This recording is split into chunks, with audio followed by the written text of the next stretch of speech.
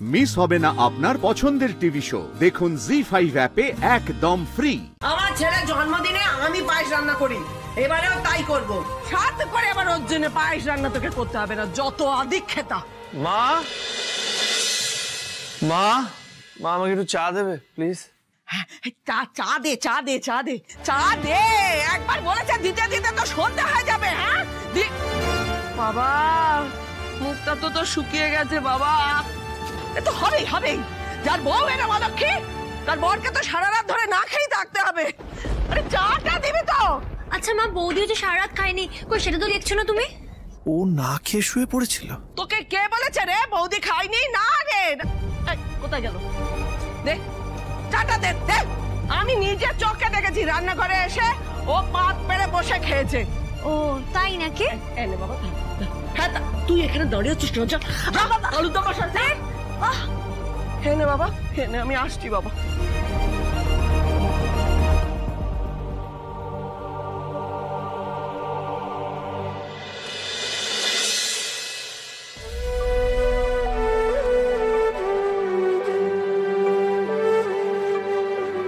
জানি তুমি অভিমান করে আছো রাজ, সব অভিমান আমি মিটিয়ে নেব। দেখো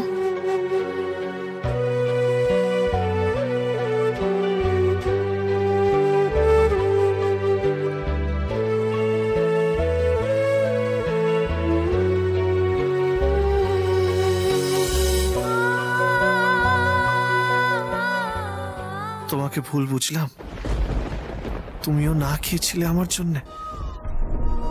আমি কত বোকা, নিজের স্ত্রীকে ভুল ভাবলাম।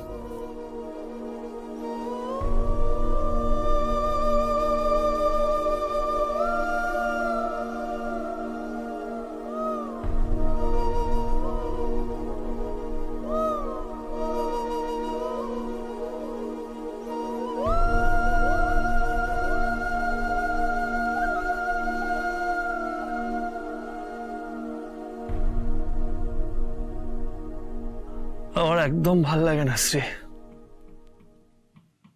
একদম ভাল লাগে না। তোমার সাথে এইভাবে কথা না বলে থাকতে আমার একদম ভাল লাগে না শ্রী। এই তুরি অনেক হয়েছে, আর কিছু করতে হবে না, যাও কি পড়তে বসো, আমি সামনে নিচ্ছি। দাও দাও দাও দাও দাও, যাও পড়তে যাও। তুমি আমার থেকে দূরে চলে যেও না রাজ, এতটা অচেনা হয়ে যেও না যে তোমাকে পর মনে হয়।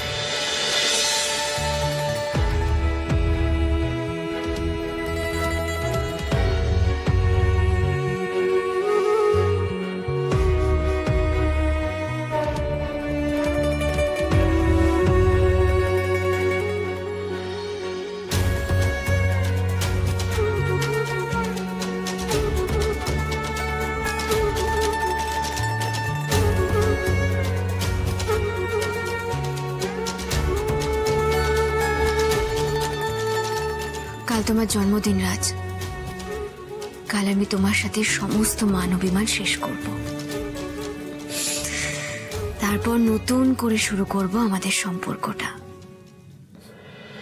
জি5 ডাউনলোড করুন আর সব এপিসোড দেখুন একদম ফ্রি।